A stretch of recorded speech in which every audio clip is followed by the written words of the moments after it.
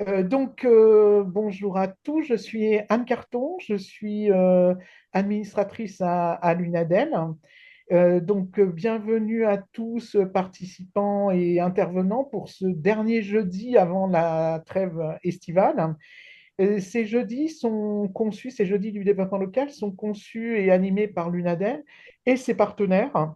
Les localos, on y reviendra puisque aujourd'hui c'est Jean-Yves qui co-anime ce jeudi.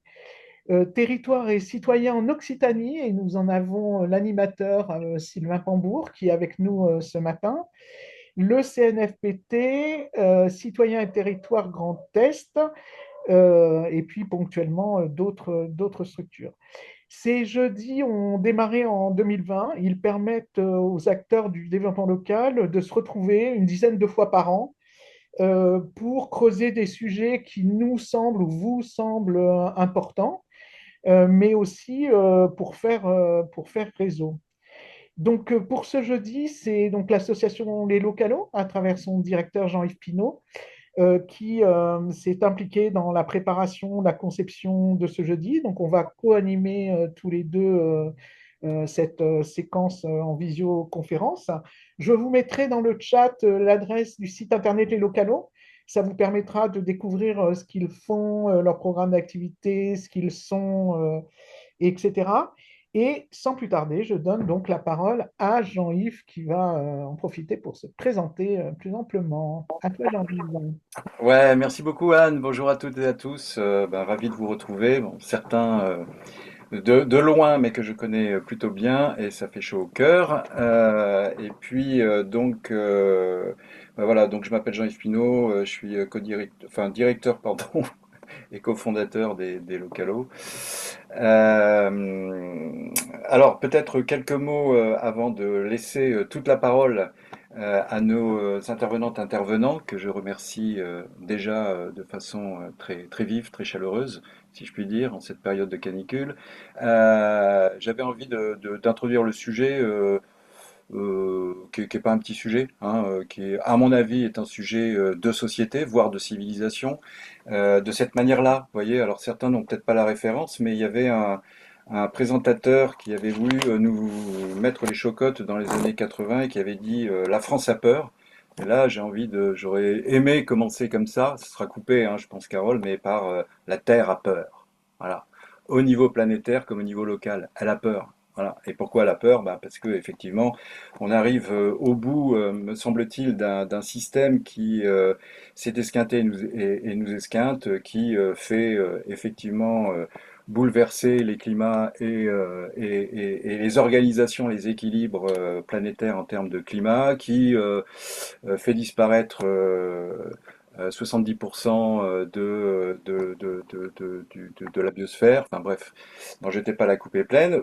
Si on revient à ce jeudi du développement local, le retour à la Terre, c'était vraiment de donner la parole en fait à des actrices, des acteurs qui, à leur niveau, en fait, nous donnent plein d'espoir, nous donnent plein d'envie, plein d'espoir.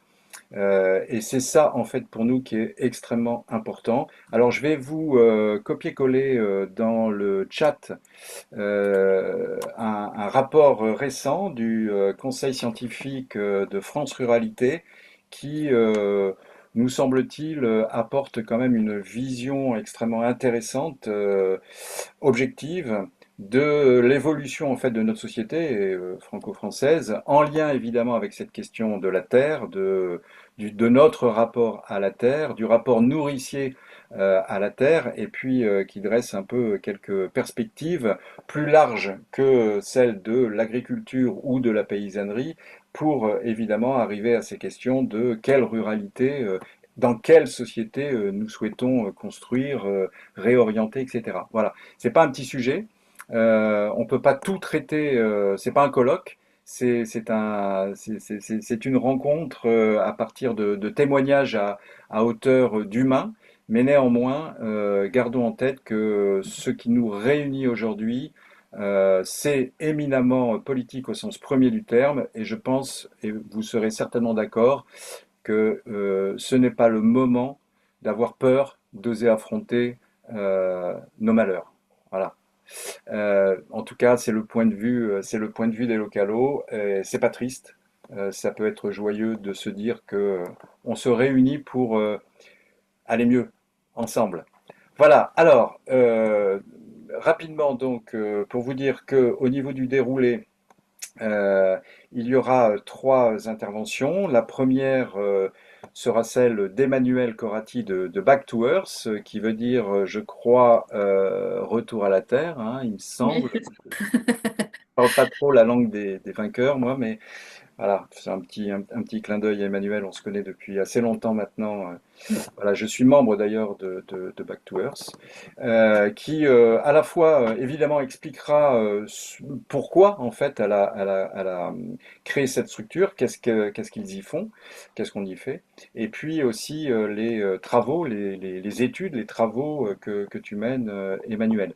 Ensuite, on entendra Linda Bédoué, qui a un parcours extraordinaire, qui est paysanne, qui est formatrice, qui est écrivaine, voilà, et qui va nous raconter son rapport à la Terre et puis son parcours de retour à la Terre. Et puis enfin, on aura Monsieur le maire, Thierry Letellier, maire de La Ville-Dieu, une commune sur le plateau de Millevaches en Creuse, qui va nous raconter ce qui peut être, me semble-t-il, un outil qui permet de recréer du commun autour de la Terre et qui permet aussi de balayer ces questions que l'on va entendre avec Emmanuel, que l'on va découvrir avec Linda sur la question des ruralités, de leur vitalité ou pas, de la question de la démographie et de la question de l'autonomie, à la fois des paysans, paysannes, agriculteurs, agricultrices, mais aussi et bien évidemment des territoires avec toutes les problématiques que cela engendre et que cela soulève. Voilà, sans plus tarder, si vous êtes Oui, d'accord, donc on va laisser Emmanuel donc témoigner pendant une vingtaine de minutes. Ensuite, alors vous pouvez inscrire effectivement vos questions dans le chat, vos réactions. Et Anne me demande la parole. Vas-y Anne. oui, juste avant de donner la parole à Emmanuel, j'ai oublié de vous préciser que vous pouvez utiliser le chat pour poser des questions et je me ferai le témoin de ces questions. Donc, on essaiera de vous donner la parole, je l'ai dit tout à l'heure, mais si on ne peut pas, en tout cas, je témoignerai moi de vos questions. Donc, n'hésitez pas à utiliser le chat. Voilà, allez, c'est parti. Emmanuel, merci beaucoup. C'est à toi.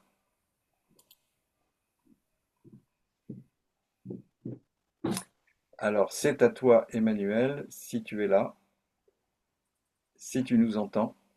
J'ai l'impression que Emmanuel est un peu figé.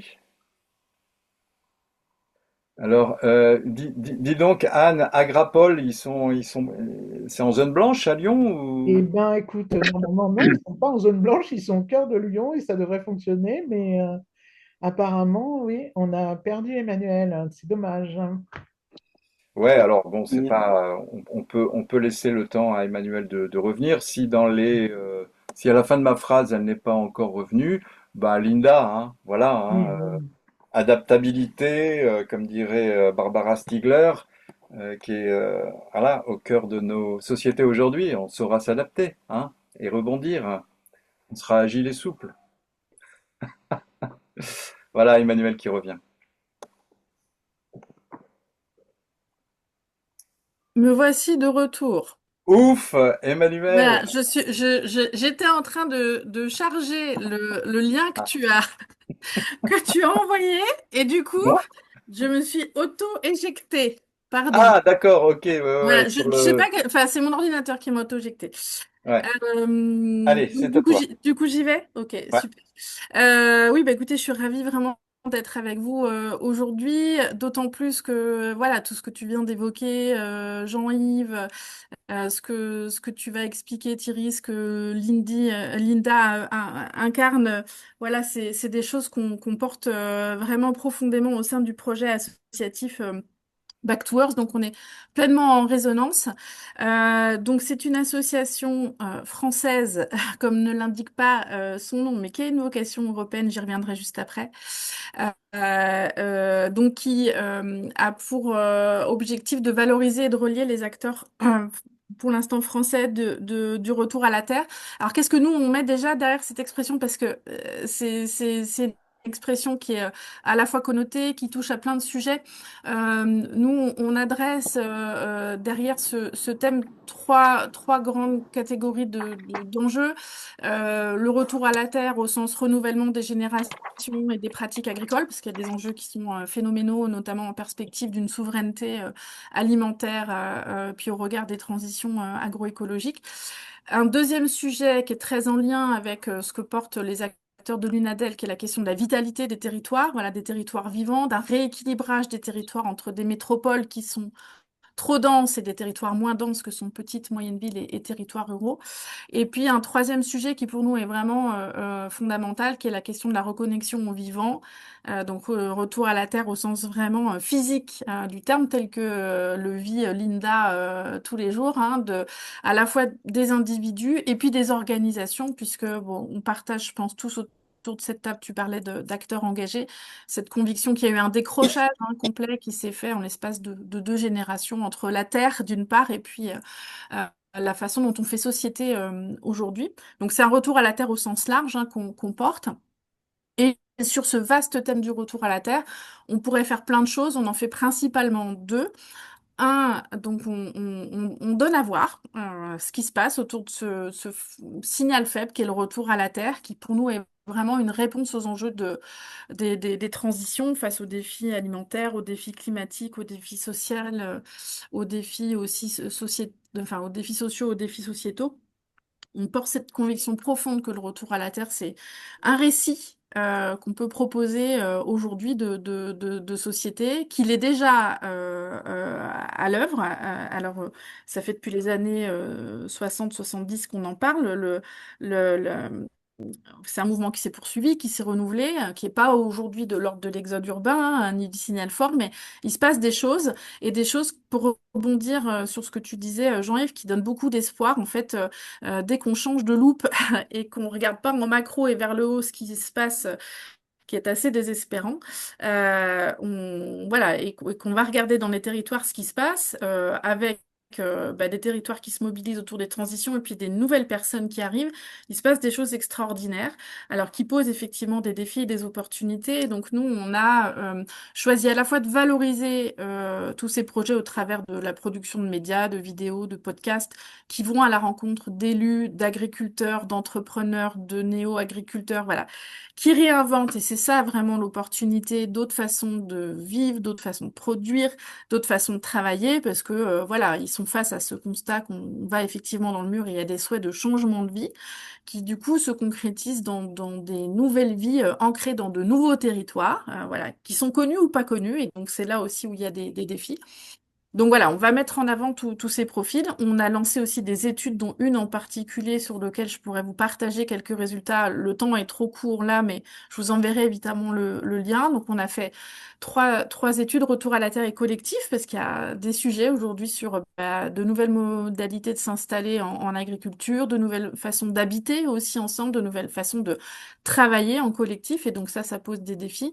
On a fait une étude qui m'a amené à bien croiser la route de Linda, qui incarne aussi bien ce mouvement-là aujourd'hui sur le retour à la terre au féminin, parce qu'il se passe aussi des choses avec l'arrivée de femmes dans l'agriculture, dans l'entrepreneuriat, dans les territoires, qui viennent aussi un petit peu changer la donne. Donc ça, c'était extrêmement intéressant. Et puis retour à la terre et choc des cultures, point d'interrogation, avec une grosse étude qu'on vient de faire pour le compte du ministère de l'Agriculture et du Réseau rural national, où on allait voir justement comment se passait l'arrivée de ces nouvelles populations, en particulier les porteurs de projets, dans 4 territoires en France et un territoire en Grèce, ce qui nous a ouvert la porte de l'Europe, parce qu'en fait, il se passe des phénomènes pas similaires, mais en tout cas très proches, chez nos collègues européens qui sont confrontés aux mêmes défis que nous, après avec leur singularité, leur spécificité territoriale. Mais voilà, on est allé regarder donc avec ces études, comment se manifestait ce retour à la Terre, pour voir avec des lunettes un petit peu plus fines la diversité de ces manifestations et des défis qui pouvaient exister dans les territoires. Donc ça, c'était vraiment pour corroborer l'intérêt effectivement de cette problématique telle que tu l'as posée, Jean-Yves, et telle qu'on va l'adresser aujourd'hui. Et puis, pour continuer à corroborer voilà, le sujet tel qu'il a été posé, la deuxième vocation de l'association, c'est de créer du lien. Parce que notre constat, c'est que face à tous les défis qui sont à adresser, qui sont les défis des transitions, et puis aux défis qui sont posés par ce renouvellement des territoires, cette arrivée de nouvelles populations, en fait, aujourd'hui, on est organisé, et vous le constatez certainement tous les jours là où vous êtes, on est dans un pays qui est assez siloté, qui fonctionne un peu avec des couloirs de nage et les problématiques qu'on doit adresser sont des défis qui sont complexes et qui dit complexité dit nécessité d'avoir une diversité d'acteurs autour de la table et donc on a effectivement imaginé des formats de rencontres qui se situent à diverses échelles selon les problématiques à adresser. On a imaginé un premier format donc, qui est que sont les rencontres nationales du retour à la Terre, avec l'idée de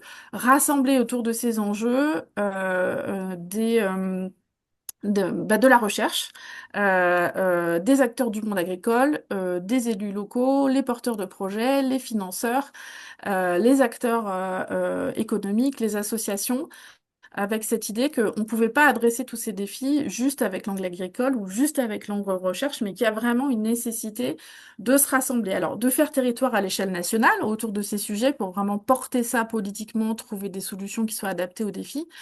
Et puis, on a aussi imaginé après des formats de rencontres à des plus petites échelles.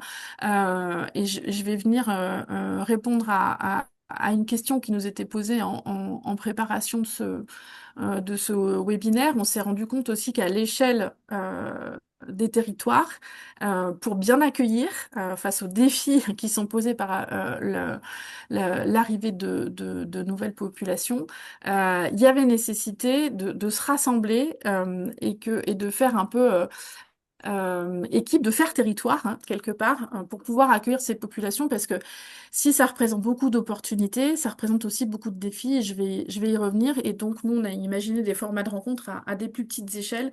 Nous, notre cœur d'action, c'est la question du lien, et qui s'est vraiment trouvé, enfin, en fait, l'étude qu'on vient de faire sur Retour à la Terre et choc des cultures, point d'interrogation, elle est venue encore plus appuyer cette nécessité de se relier en diversité d'acteurs pour pouvoir adresser les défis. Donc, c'était juste vraiment pour vous partager à quel point on partage cette nécessité voilà, de créer du lien face aux défis et aux opportunités représentées par le retour à la Terre. Alors, si je reviens un petit peu plus précisément sur les opportunités et sur les défis, les opportunités, elles sont assez nombreuses. D'une part, donc vous avez effectivement, et bon, c'est encore de l'ordre du signal faible et c'est très disparate hein, selon les territoires, mais un certain nombre d'urbains qui se questionnent sur ce fameux modèle que tu décrivais, Jean-Yves, et qui arrive en bout de course, et qui imaginent du coup d'autres trajectoires de vie pour pouvoir vivre autrement, pour pouvoir produire autrement, pour pouvoir travailler autrement, et qui imaginent du coup des reconversions. Qui peuvent s'ancrer dans les territoires ruraux, qui portent justement beaucoup de valeurs, hein, finalement liées à la terre, liées à la qualité de vie, liées au vivre ensemble. Et donc, ces personnes-là arrivent avec, et ça, c'est les trois principales opportunités, je pense, à saisir pour les territoires. Déjà beaucoup d'engagement et beaucoup d'envie. C'est des gens qui sont dans un élan vital qui est extrêmement intéressant à capter parce que c'est des gens qui ont envie de créer, qui ont envie de s'engager. Donc ça, cette énergie-là, elle est extrêmement intéressante à capter pour le territoire. Deuxièmement, cet engagement, il s'inscrit quasiment systématiquement dans des enjeux de transition parce que voilà, on vient d'évoquer le fait qu'on était en bout de course. Ces personnes-là, alors si on met à part les mobilités purement résidentielles de qualité de vie ou économiques liées à la dégradation du pouvoir d'achat, qui existent, hein, mais qui n'est pas ce qu'on étudie nous au sein de Back to Earth, c'est ce qu'on porte. Donc ça existe, mais c'est pas de ça dont je parle aujourd'hui. Tous ces mouvements de changement de vie s'intègrent quasiment systématiquement dans des mouvements de transition. Avec, si on parle de projets agricoles, des projets qui sont systématiquement dans des démarches agroécologiques, avec toute la diversité de pratiques que ça peut ça peut représenter maraîchage sur sol vivant, permaculture, non-labour, un autre rapport à la prairie, un autre rapport aux produits phytosanitaires. Enfin, il y a plein de nouvelles pratiques qui arrivent avec ces nouveaux agriculteurs et je pense que Linda en parlera bien mieux que moi, notamment avec le mouvement Devenir paysanne, paysan qu'elle porte aujourd'hui avec d'autres acteurs. Euh, et puis, si on regarde les porteurs de projets entrepreneuriaux qui sont pas forcément dans l'agriculture, ils arrivent souvent avec des projets de vivre ensemble, de circuits courts, des projets qui peuvent contribuer aussi à la revitalisation de filières locales. Je prends un exemple, voilà, en Ariège. Il y a une filière laine qui réémerge, ou des gens qui se reconvertissent vers des métiers manuels, ou qui revalorisent aussi du patrimoine. Voilà, des acteurs, par exemple, que j'ai rencontrés en Aubrac. Donc, c'est des gens qui arrivent avec des projets voilà, qui s'inscrivent vraiment dans beaucoup de sens et qui répondent aux enjeux des transitions. Et donc, ça, c'est vraiment aussi très utile à capter. Et puis, je pourrais rajouter une troisième opportunité qui est que ces gens-là, et ça fait l'objet d'ailleurs hein, d'études qu'on a menées en lien avec un acteur qui est peut-être pas autour de la table aujourd'hui, mais qui est dans votre giron, hein, qui est le Cube Consultant, donc Young Femme qui travaille sur la notion de territoire apprenant.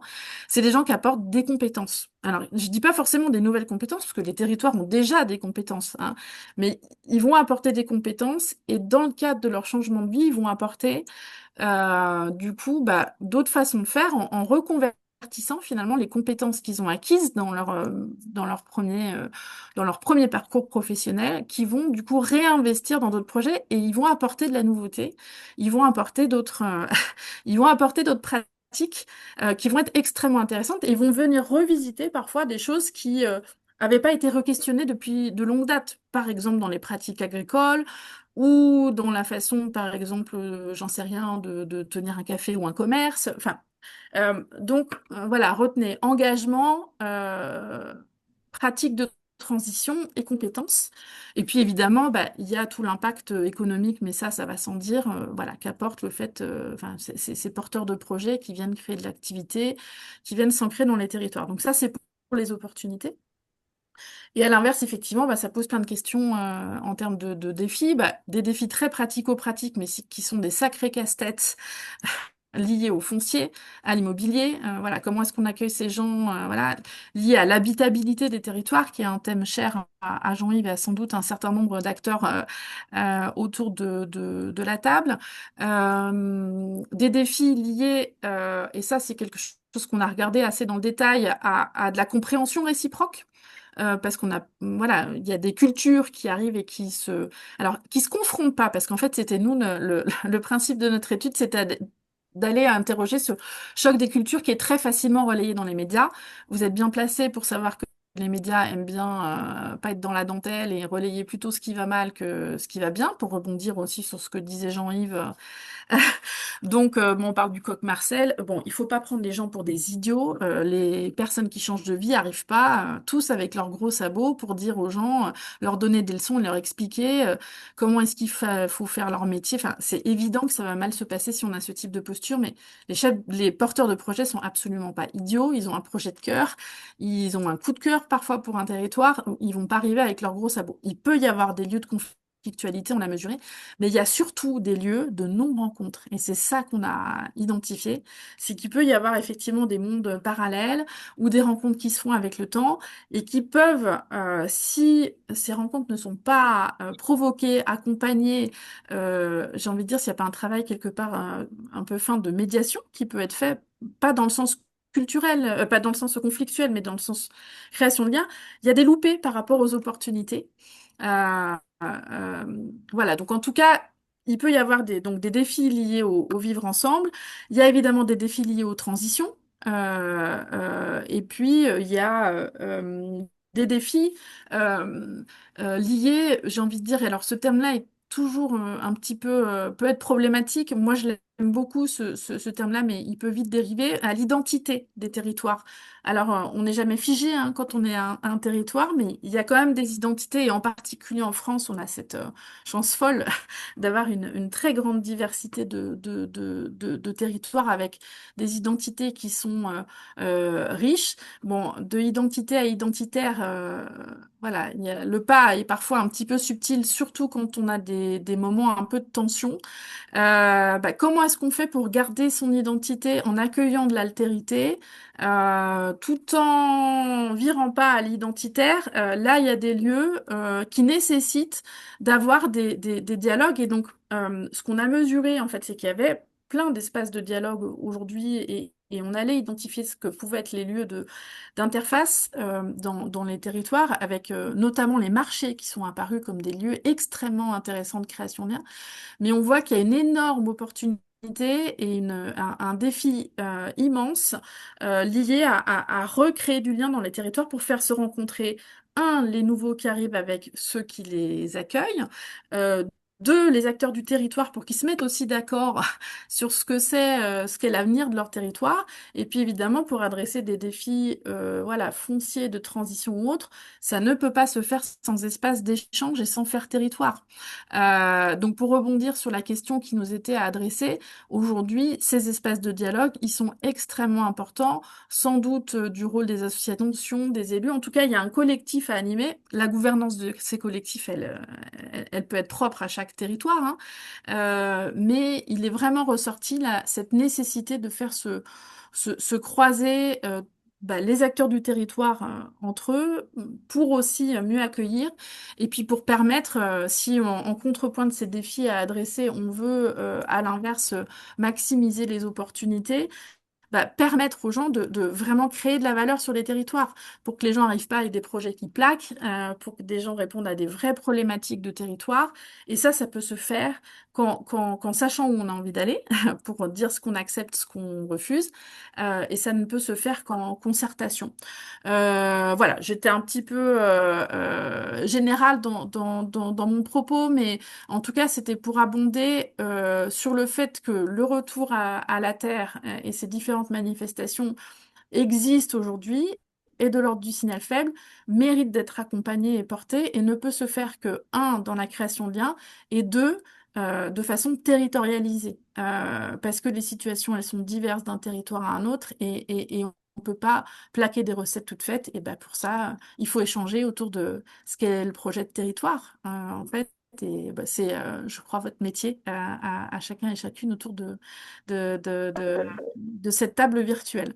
Voilà un peu pour vous partager à la fois ce qu'on porte en tant qu'association. Ah oui, je terminerai peut-être juste pour rebondir sur Back to Earth et le côté anglais sur le fait qu'effectivement, on se rend compte que au-delà d'un récit français, il y a probablement un récit européen à faire émerger autour de ce retour à la Terre et que c'est peut-être là, voilà, un projet entre guillemets politique qu'on pourrait avoir avec voilà, d'autres pays de notre beau continent qui sont face aux mêmes défis et qui sont face aussi à ce même mouvement, alors même, en tout cas avec ses spécificités, mais il y a quelque chose quand même d'assez proche qui se passe chez nos confrères européens. Et donc, nous, notre projet, c'est d'organiser d'ici 2 ans les rencontres européennes du retour à la Terre.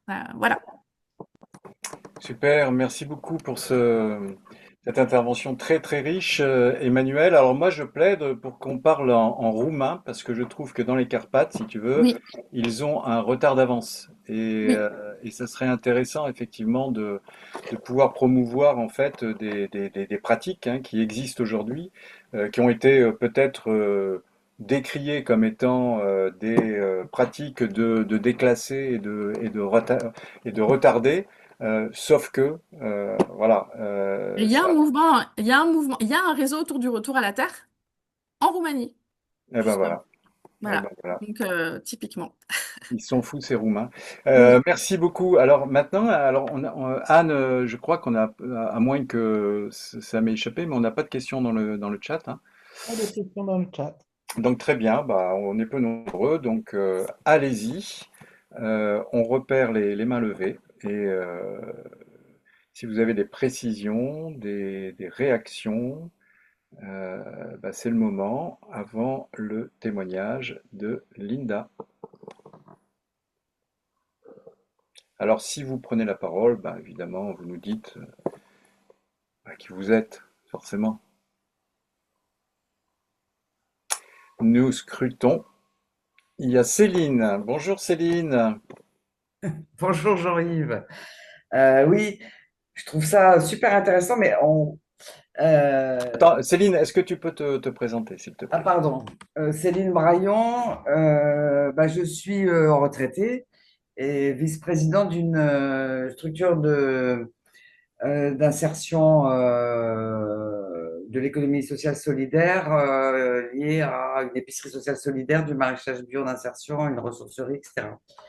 Et on travaille beaucoup sur le territoire du Tournujois, justement, avec une attention très grande à la façon dont on peut travailler avec les producteurs aujourd'hui et demain.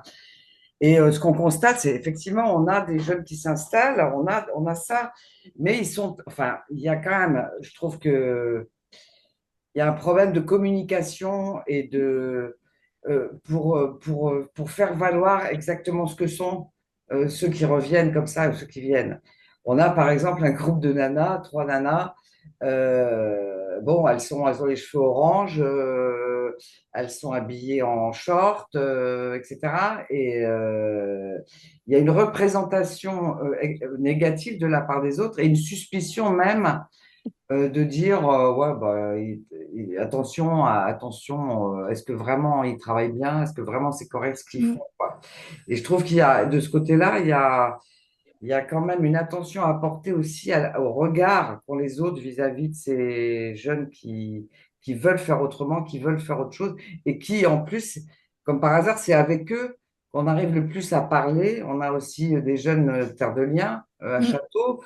Comme par hasard, c'est avec eux qu'on arrive plus à monter des choses parce qu'ils se préoccupent aussi des questions sociétales autour Mm. du mieux manger, quoi. Voilà. Ouais.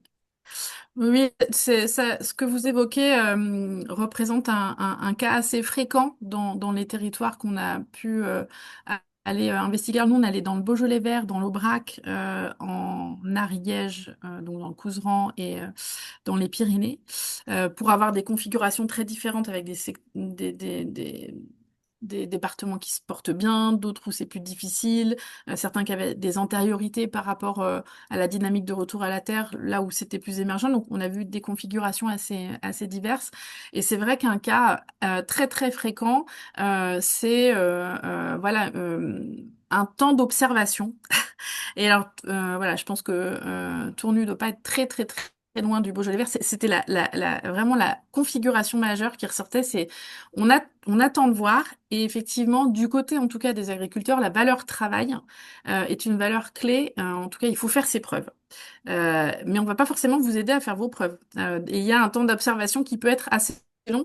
Et donc, il y a là, effectivement, des opportunités d'être un peu pédagogique et effectivement, aussi de ne pas plaquer des images toutes faites sur ce que peuvent être ces profils qui arrivent. Je fais un petit clin d'œil à Linda que je vois en haut à droite de mon écran. On a eu semaine dernière une intervention de l'ESA d'Angers, donc qui a fait une recherche, qui vient de faire une énorme recherche sur les nouveaux profils. Là, je parle d'agriculture, hein, je parle pas de porteurs de projets non agricoles qui arrivent dans les territoires. En fait, il y a une très très grande diversité de profils qui vont au-delà des clichés qu'on peut avoir sur le cadre en perte de sens qui veut s'installer. Et donc, c'est vrai qu'il y a une nécessité, effectivement, de montrer la diversité, de montrer aussi le sérieux des projets. Bon, ce qui n'empêche pas que, effectivement, il y ait des projets qui soient pas toujours solides, qui s'installent. Et donc, ça fait effectivement un petit peu de tort à des gens qui arrivent et qui sont, pour rebondir sur ce que vous venez de dire, nous, ce qu'on a mesuré, c'est qu'effectivement, l'ouverture est plus importante, a priori, vers les gens qui arrivent, forcément, ils sont en posture de découverte, que chez ceux qui accueillent, parce qu'il y a moins de nécessité d'ouvrir son réseau social aussi. Voilà. Alors, Anne, Oui, il y a une euh, question dans en- le chat. ouais, alors justement, moi je voulais proposer à Chloé de garder sa Oui, question pour... tu es d'accord, Anne, hein? oui, oui, oui. Chloé, est-ce que tu es d'accord? Enfin, est-ce que vous êtes d'accord, pardon? Si vous êtes d'accord, voilà. Et je pense que c'est une question qu'on vous posera intervenante, intervenant, après l'intervention justement de Thierry qui est maire, hein, donc ça sera une chouette question. Voilà, qui n'est pas une petite question non plus. Ben, merci beaucoup. Moi, ce que je vous propose, c'est d'entendre Linda, hein, qui a été, on va dire, bien présentée. On a beaucoup d'attentes maintenant, grâce à Emmanuel. Hein, voilà le teaser, comme on dit en anglais, hein, c'est ça? Très bien, très bien. Voilà, J'incarne le cliché du ouais, retour à la Terre. c'est ça. Voilà. Linda, ben je te laisse te présenter Oui, et puis voilà, d'y aller. Merci beaucoup. merci Emmanuel. J'avais aussi envie de rebondir rapidement, mais sur ta notion européenne, j'observe aussi, parce que je fais partie aussi du réseau Slow Food, qui est un réseau mondial sur le retour à la terre, la paysannerie, l'agroécologie, le bien manger surtout, hein, à la base, c'est ça.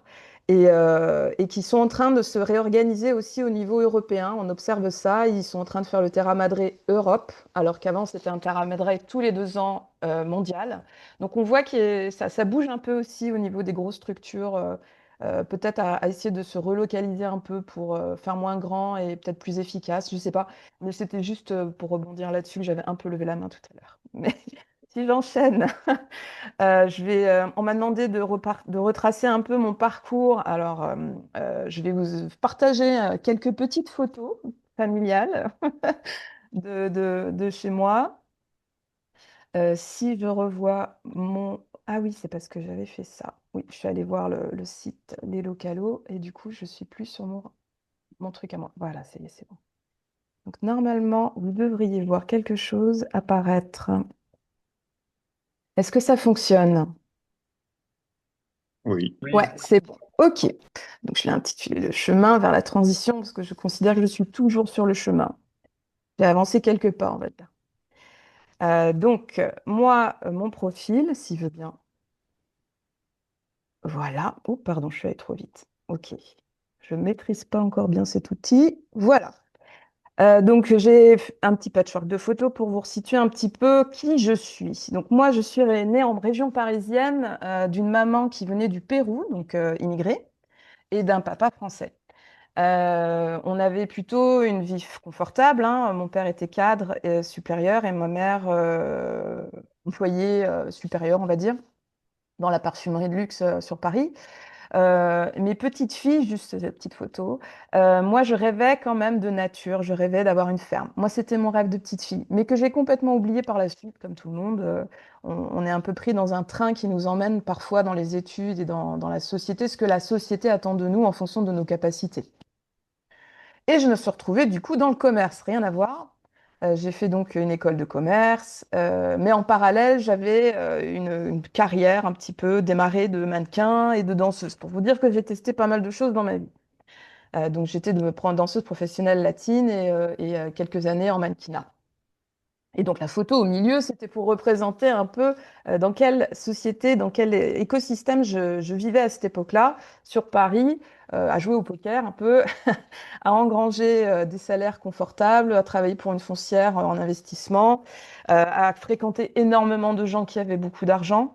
Mes bureaux étaient sur les Champs-Élysées, je sortais avec des avocats, j'étais d'ailleurs en couple avec un cost killer, ça existe, qui donc son métier c'était de passer dans les entreprises et de couper les têtes. Donc, tout ça, ça m'a fait beaucoup réfléchir. Les origines de ma mère aussi, peut-être, qui était, elle, pour le coup, d'une famille très pauvre. Ils étaient 11 enfants et à table, quand il n'y avait pas assez à manger, ben, on faisait rigoler tout le monde pour qu'on se couche avec l'estomac un peu moins vide. Donc, il y avait aussi cette dimension-là. Et puis, l'Amérique du Sud, c'est pas, enfin, la culture inca, elle était très riche pour moi et elle m'a montré un peu un exemple de la Pachamama. Il y avait des valeurs comme ça qui, pour moi, m'ont marqué dans mon éducation. Mais tout ça était vraiment très, très au fond et un tout petit peu en train de germer. Heureusement, il y a des personnes inspirantes sur le parcours de ma vie qui m'ont du coup montré d'autres choses qui étaient possibles. Et donc là, c'est ces deux photos-là que j'ai choisies. Donc là, j'avais 30 ans. Donc, il s'est quand même passé une bonne dizaine d'années post-études et post-travail, etc., où j'ai travaillé dans le milieu du capitalisme à fond, hein, on peut le dire. Et là, j'ai rencontré une ferme. Donc à gauche, c'est la ferme du Bec et Loin.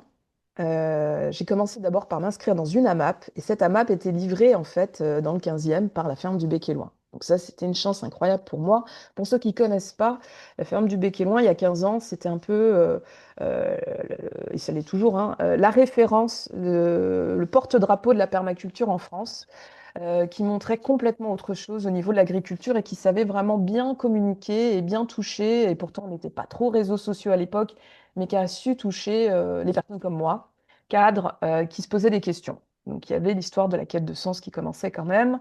Et on voyait, on arrivait dans un endroit où l'alimentation était partout autour de nous, les oiseaux, c'était un design hein, en permaculture extrêmement beau. Et là, j'ai retrouvé à ce moment-là mon rêve d'enfant, d'avoir une ferme comme ça. Et c'était là, en fait, où je me suis dit, c'est là, en fait, que je veux vivre et m'épanouir. Donc ça a été le premier accrochage.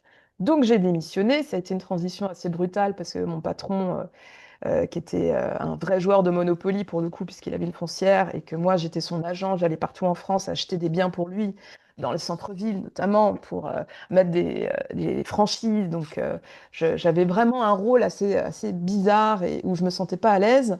Quand je lui ai annoncé que je voulais arrêter, lui il m'a juste demandé, mais tu veux combien en plus?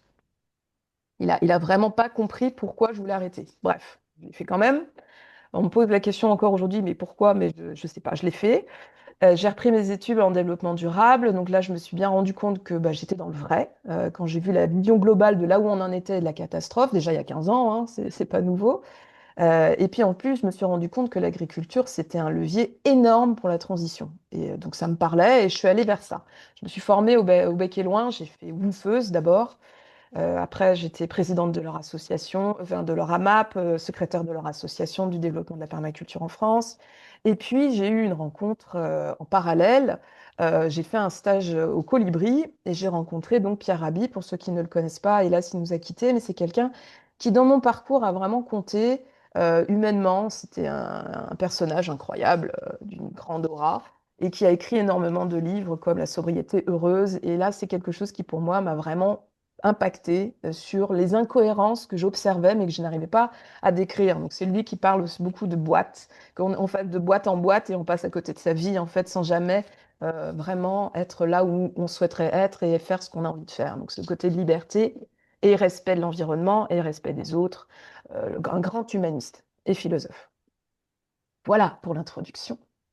Tout ça, ça m'a emmené en fait à une première installation en microferme, en permaculture, en Normandie, dans l'Eure, avec un conjoint qui avait le foncier et on s'est lancé ensemble dans cette aventure de création de ferme depuis la prairie, hein. Donc il n'y avait absolument rien. On a monté nos serres, on a monté notre cabane de vente de tomates, là on voit, un beau bâtiment par la suite. Donc moi là j'ai repris un peu la casquette d'entrepreneuriat que je maîtrisais, de marketing, de commercialisation, mais alors pour la bonne cause, j'avais l'impression vraiment d'être dans le juste. Et puis là, c'était ma première la première fois que je mettais les mains dans la terre de façon concrète et tous les jours quotidienne. Donc le corps a souffert. C'était vraiment pas quelque chose que j'avais l'habitude de faire, hein. Je suis passée de Paris à la Normandie en un mois. C'était une transition très rapide. Et direct, j'étais en non-stop dans cette activité de maraîchère. C'est sûr que le choc, il était assez brutal, mais j'avais l'impression d'être dans le juste et dans le vrai, et je me nourrissais de toutes les informations que je pouvais avoir au cours de la journée et des acteurs qu'il y avait autour de moi. On y reviendra, mais du coup, moi, je me suis installée sans formation agricole. Donc, c'était un sacré pas. Aujourd'hui, je suis formatrice agricole, donc je peux dire que c'est pas ce que je conseille. Donc, il m'a manqué forcément des bases, mais je pouvais m'appuyer sur mon conjoint qui, lui, qui était un rural et qui avait donc des connaissances, un réseau de paysans qui pouvaient nous venir en aide sur les questionnements. Mais quand j'aime quelque chose, j'apprends très vite. Et c'est vrai que Internet, les livres, les gens autour de moi, ça a été une source d'information incroyable. On peut apprendre, on peut devenir sacheuse assez rapidement au final, si c'est quelque chose qui nous intéresse et qu'on a le sens de l'observation. La permaculture, la première chose qu'on nous dit, c'est observer, prendre le temps et observer. Donc on fait des erreurs, évidemment, mais on apprend de ces erreurs et c'est ça qui est important. Donc je suis aussi à ce moment-là devenue un petit peu un porte-drapeau de la néo-paysannerie, puisque j'incarnais déjà une femme qui se met en avant, c'est assez rare, encore aujourd'hui. J'expliquerai après, mais j'ai écrit dans ce sens. Dans le milieu rural, encore moins. Donc voilà, j'ai bravé pas mal de petites barrières à ce moment-là et il y a eu un focus de la presse sur moi parce que je représentais le fameux cliché du retour à la terre. Là, on voit la première de Kaizen, un magazine assez engagé en quête de sens, etc. Donc c'était vraiment sur ces sujets-là. Et donc j'ai beaucoup participé. Euh, Au début du militantisme, là c'est la slide d'après, je suis devenue militante à force de pratiquer la prise de parole, de confronter les idées et d'assumer en fait. Je me suis dit que j'avais peut-être quelque chose quand même à dire, à écrire. Et c'est là que je suis devenue auteure de mon premier ouvrage, Le guide de la microferme familiale. Créer sa microferme en... Pardon, je me mélange les pinceaux. Le premier, c'était créer sa microferme en permaculture et agroécologie aux additions Rustica. Et c'était un guide assez copieux pour les personnes comme moi qui souhaitaient créer leur ferme. C'est un livre en permaculture, évidemment. C'est un livre qui a rencontré un succès immédiat, et ça, je m'y attendais pas du tout. Là, je pense qu'on en est à plus de 30 000 exemplaires de vendus. Pour moi, ça a été quand même quelque chose d'important qui m'a invité à finalement continuer dans cette voie du message. Ce qui avait plu, c'est que c'était quelqu'un qui était dedans qui en parlait. Parce qu'il y avait quelques littératures là-dessus, mais c'était souvent des philosophes, des scientifiques, des gens qui observaient de l'extérieur, mais qui n'avaient pas forcément les mains dedans.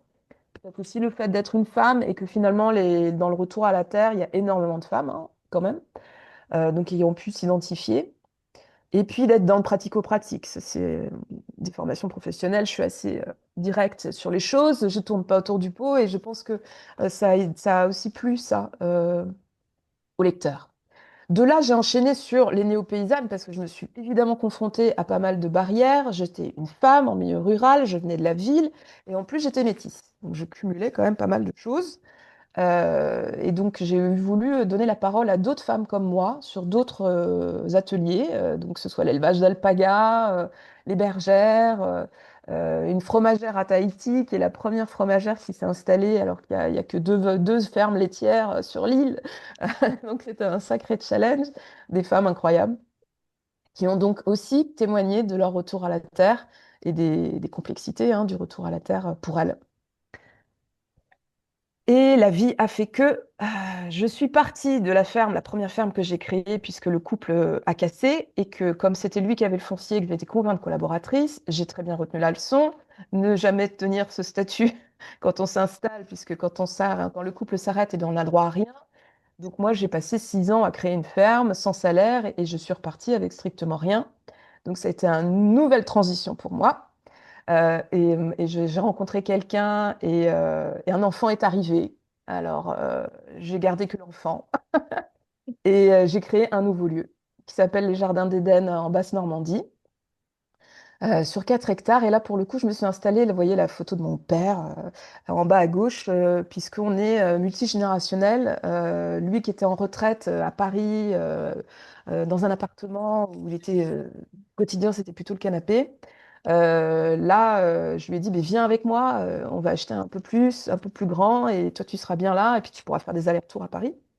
Pour la petite histoire, il avait pris 3 chemises, il est arrivé pour juste aménager son petit coin retraite, et il devait rentrer à Paris, il n'est jamais retourné. Juste pour le déménagement 1 an après. Donc, il a aimé ça, il a vraiment aimé arriver à la campagne, alors qu'il est né à la campagne, hein. C'est aussi un parcours marrant parce qu'il est né à la campagne, il a tout fait pour en sortir. À 18 ans, il arrive à Paris, c'était la plus grande victoire de sa vie. À la retraite, il a plus envie de voir Paris de toute sa vie, quoi. Il veut plus jamais y retourner et il est super content en ruralité. Donc, on vit ensemble, chacun dans son côté. Moi, j'ai rencontré quelqu'un par la suite, donc je me suis remariée. Et on élève tous en tribu. Mon fils, Eden, et donc c'est les jardins d'Éden. Là, je suis partie plutôt sur un écolieu parce que j'avais envie d'être mère d'abord. J'étais à l'installation seule, donc je voyais pas de repartir en maraîchage. Je voyais très bien la quantité de travail que ça nécessitait, les investissements. Donc je me suis dit, j'y vais progressivement et je vais plutôt sur la transmission maintenant. Donc j'ai une activité de confiture artisanale. et une petite vente de légumes anecdotique, mais là, les revenus, c'est plutôt sur le gîte, parce qu'on a un petit gîte sur l'écolieu de 4 hectares, et on accueille les familles pour apprendre un peu ce que c'est que l'autonomie. Et de là est sorti un nouveau livre, donc le guide de la microferme familiale, le dernier, qui retrace cette installation-là, sur comment on crée un écolieu, comment on va vers l'autonomie alimentaire, même si on n'y connaît rien, et comment on essaye de vivre dans un monde où il y a beaucoup de contraintes, beaucoup de mondialisation, mais avec une part d'authenticité et en mangeant ses propres produits. Je continue à acheter des choses à côté, hein, je ne suis pas 100% autonome, mais on a de la viande, on a nos moutons, nos poules, nos œufs, nos légumes, nos fruits. C'est déjà pas mal. Aujourd'hui, je me destine à la transmission locale et c'est ce qui nous amène aujourd'hui à cette intervention. On a créé une association, Terre à la Sienne, un club de permaculture, des carrés potagers dans la médiathèque. Moi, j'accueille des familles au gîte ici sur l'écolieu pour leur apprendre la petite photo du bas, comment on sème les pois, les haricots ensemble, comment on les récolte. On a monté une grainothèque. Je continue un petit peu parfois à donner des cours aussi de permaculture dans le jardin. Bon, il a voulu s'arrêter tout seul. Mais c'est vrai qu'aujourd'hui, je me suis aussi investie en politique locale. Je vais arrêter le partage. Comment on fait d'ailleurs? Partage. Non, je ne sais plus. Arrêtez le partage. Voilà. Donc, je me suis investie aussi depuis 3 ans. J'étais conseillère municipale dans la liste d'opposition. On n'était que 7 contre plus d'une trentaine. Ça m'a épuisée. Ça m'a épuisée. J'ai vraiment pas eu l'impression d'arriver à grand-chose, d'être sans arrêt à museler. Les peu de prises de parole que j'ai pu avoir, j'ai été énormément jugée, pas du tout accompagnée, pas du tout écoutée. Alors, j'écoutais tout à l'heure, quand on arrive, on est observé et la valeur travail, c'est important. Donc là-dessus, je pense que je suis respectée. Mais par contre, le fait que je prenne position de façon assez tranchée, ça passe pas. C'est trop radical, je suis trop effrayante, je sais pas ce que je dis. Voilà. Il y a ce genre de stéréotypes qui reviennent et parler du pic pétrole, parler de pénurie alimentaire, de souveraineté alimentaire, c'est des sujets que j'arrive pas à faire encore bien passer au niveau politique local. Je suis bloquée. L'association, elle est bien, mais elle concerne une trentaine de personnes. On a une commune de 4000. Aujourd'hui, il y a les municipales qui arrivent l'année prochaine. Moi, j'avoue que je profite un peu de cet échange avec vous pour réfléchir parce que je ne sais pas où mettre mon énergie. J'en mets déjà beaucoup. Là, je suis donc formatrice au lycée agricole. Donc, j'accompagne les BPREA à l'installation et ça, j'adore. C'est exactement ce que j'aime faire depuis 10 ans. Et je les prépare bien, du coup, parce que j'y suis passée et je sais ce que c'est. Je fais aussi partie du parcours 3P de la Chambre d'agriculture, donc je reçois aussi des porteurs de projets qui sont en parcours d'installation. C'est un bon moment aussi pour les prévenir sur ce qui peut arriver de l'association, mais au niveau de la politique locale, euh, c'est quand même très dur. C'est quand même très dur parce qu'on est très minoritaire à penser transition. À penser transition, à comprendre les définitions de la permaculture, on n'est rien que ça à parler de souveraineté alimentaire. Et moi, j'ai l'impression d'être face à un mur et je ne sais pas s'il doit continuer ou pas. Alors, je change d'avis 5 fois dans la journée. Je ne sais absolument pas. Donc, on aura la discussion juste après avec le maire, peut-être. Euh, mais c'est dur d'y croire. C'est vachement dur d'y croire. Et c'est vrai que je cumule un peu les stéréotypes. Donc, est-ce que je dois pas rester plutôt en retrait? Mais j'ai du mal parce que je suis quelqu'un qui ouvre facilement sa bouche. Donc, c'est pas évident. C'est pas évident de faire le choix. Là, je vois qu'il y a des listes qui s'organisent. Et là, pour l'instant, moi, je suis un petit peu comme ça, en attente, en observation, la permaculture. Voilà, merci de m'avoir écouté. Merci, merci beaucoup pour ce témoignage assez extraordinaire, très touchant, Linda, Ouais. très sincère, hein, vraiment. Enfin, voilà, donc un grand, grand, grand merci. Alors, il y a évidemment le temps des questions et des précisions ou des remarques, hein. Alors, il y a une question dans le chat de Joël Aubé qui peut s'adresser à Linda, mais aussi sûrement à Emmanuel. Joël, on peut vous laisser la parole pour la poser à l'oral, si vous le voulez, ou je m'en fais le témoin, comme Oui, bonjour. Oui, oui, je peux allez-y. effectivement m'exprimer. Écoutez, merci pour votre présentation. Bon, ma question était adressée à la prière, initialement à Emmanuel, puisque le temps de la rédiger, on est passé sur la présentation de Linda. Mais bon, effectivement, je peux l'adresser à vous deux. Euh, Finalement, bon, la question que j'avais posée initialement, c'est alors, je suis Joël Aubé de l'association Écolocale et je travaille je fais une thèse en sociologie des sciences sur l'intermédiation et processus de capacitation des acteurs dans le contexte des transitions. Et en fait, bon, même si ma première question est un peu originale par rapport à la sociologie, c'est quel est le modèle économique sur lequel reposent les différents projets dont vous avez parlé, Emmanuel. Ça me paraît important de le préciser et notamment de savoir dans quelle mesure les porteurs de projets qui, comme l'a exprimé Linda, finalement peuvent être très fragiles s'il s'agit de couples, par exemple. Donc comment les partenaires tiennent-ils la durée sur la distance? Et de fait, derrière, la troisième question, c'est qu'est-ce qui caractérise un tel projet? Dans quelle mesure est-il solide? Et alors après, j'aurais une quatrième question qui vient peut-être pour compléter la présentation de Linda. Euh, à savoir la question de justement qu'est-ce que vous voulez apporter à votre territoire?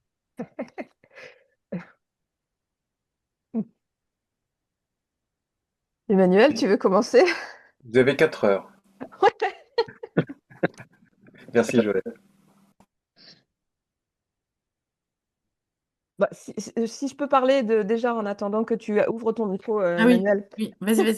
Pardon, j'ai Euh, pas ouvert le micro. Ouais. sur la fragilité ou pas de nos projets et comment le modèle économique. Moi, je me revendique deux choses. Je me revendique néo-paysanne parce que pour moi, c'est un terme qui est important.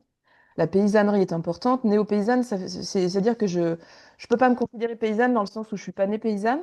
Mais bon, voilà, c'est moi comme ça que je le vois, hein. Et ensuite, la deuxième chose, c'est que je me considère slasheuse.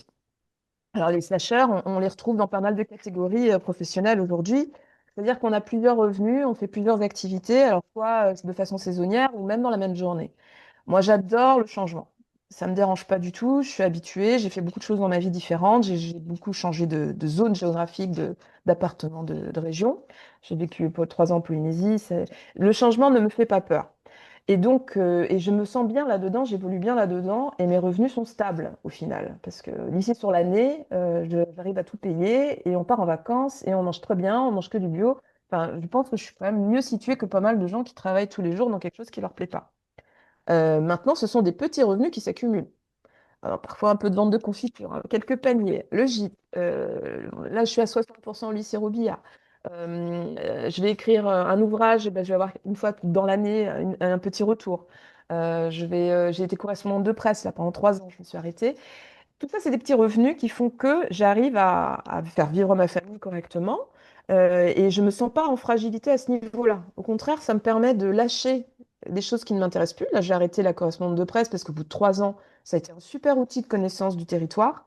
J'ai été voir tous les acteurs, j'ai écrit des petits papiers pour vraiment mais sur des personnages que j'ai rencontrés. C'était enrichissant pour moi. Mais je peux aussi l'arrêter au bout de 3 ans parce que je me dis que j'ai fait le tour.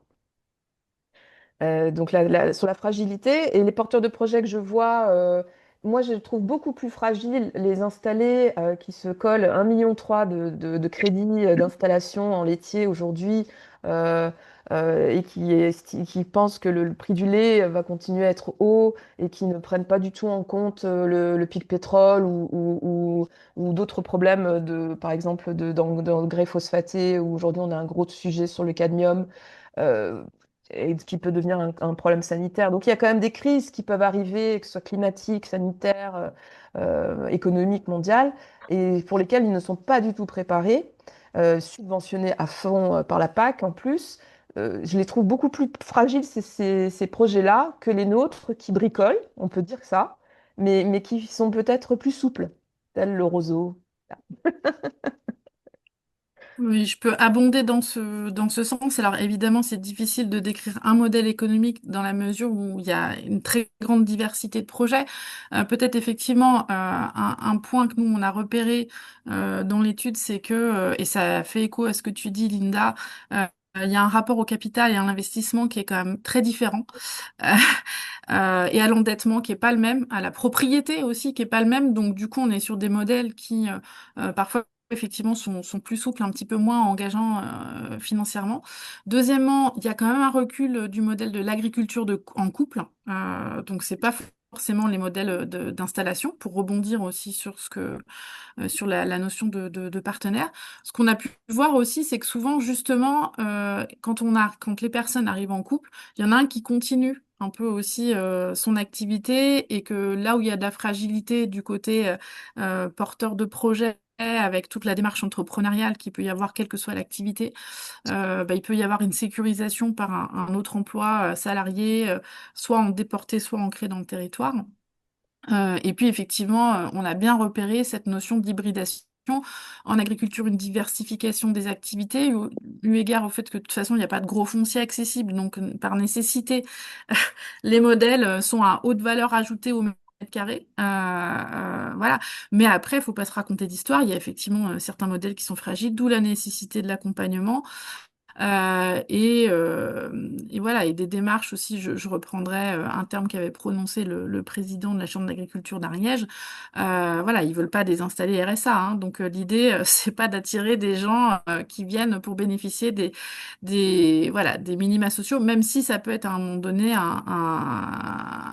un levier. Donc voilà, il n'y a pas de réponse toute faite, mais effectivement beaucoup d'hybridation. Et moi, c'est ce qui m'intéresse dans ma recherche aussi, parce que effectivement, l'hybridation, bah, ça donne une capacité de réaction en cas de crise. Bah, ça peut permettre de monter en puissance sur une activité, sur une autre. Après, il est évident que ce ne sont pas des projets qui ont des vocations économiques dingues. C'est pas le but recherché non plus. Voilà, donc on est dans des logiques entrepreneuriales où la valeur recherchée est autre. Voilà. Et surtout durable et soutenable. Donc merci hein, et merci Joël pour cette question. Alors évidemment sur la question de la solidité économique, on pourrait se poser des questions sur un modèle économique qui s'est basé d'abord sur de l'énergie à pas cher et de l'énergie fossile, qui nous envoie là où on est aujourd'hui hein, et qui pose question. Donc certains projets semblent solides, mais à quel prix? On pourrait même aller au prix de la guerre, hein, pour assurer cette énergie fossile pas chère. Et donc, merci de remettre ça en question et en perspective. Alors, deux, trois petites choses. Alors, Linda, ça me permet, merci hein, pour tes questions sur l'investissement politique, parce que ça me permet de faire du placement de produits, mais de manière collective. Hein. Voilà, on est plusieurs réseaux à lancer tout bientôt, en fait, ce qu'on a appelé de manière très ambitieuse, mais il faut l'être, les états généraux communaux. Voilà. Et donc, on va se relier avec toutes les structures qu'on connaît. Hein. Je pense à Fréquence commune, Action commune, Pacte pour la transition, le pouvoir de vivre, etc. Pour se donner du courage, à nous, citoyennes et citoyens, pour pouvoir aller reprendre la brique, le socle de la République, qui est la commune. Voilà. Et ce qui me permet de faire une petite transition facile avec notre troisième intervenant, mais simplement pour dire aussi que c'est un lien aussi avec Thierry. Dans ton témoignage, pour moi, ce qui me semblait être très frappant, c'est cette notion justement de capital. Alors, enfin, pour moi, ça pose la question de l'accessibilité hein, à l'outil de production. Je vais pas faire mon Karl Marx, mais quand même. Donc, il y a vraiment cette question aujourd'hui au niveau du foncier qui est liée au capital financier, donc un capital spatial. Et puis aussi, il faut reconnaître quand même que ton parcours, ta manière d'aborder la vie, elle est assez extraordinaire. Donc le capital culturel, qui est quand même lié certes à la question de l'éducation, mais qui nous pose des questions au niveau sociétal. Il y a des enjeux très forts en termes d'éducation, en termes d'accompagnement, et qui là aujourd'hui sont des problématiques, me semble-t-il, extrêmement importantes, parce que évidemment que tout ça débouche sur la question que nous a qu'a abordé de manière très claire Emmanuel, la question du vivre ensemble, hein, et la question de la solidarité entre les personnes. Voilà, c'est pas des petits sujets. Alors, on va passer de la mer au maire. Avec le témoignage donc de Thierry Letellier. Ouais, ouais, elle est facile celle-ci. Euh, on a vu, hein, pour le dire autrement et de manière très tendance, que ce que tu évoques, c'est quand même un parcours finalement de déspécialisation pour être plus robuste, finalement, hein. Et ça nous dit aussi beaucoup de choses. Alors, Thierry, merci d'avoir accepté de venir témoigner. À la fois, tu peux témoigner de ton parcours qui est très riche, puis on a une petite séquence émotion avec le lycée Robillard, de là où intervient Linda et, je crois, ton propre parcours.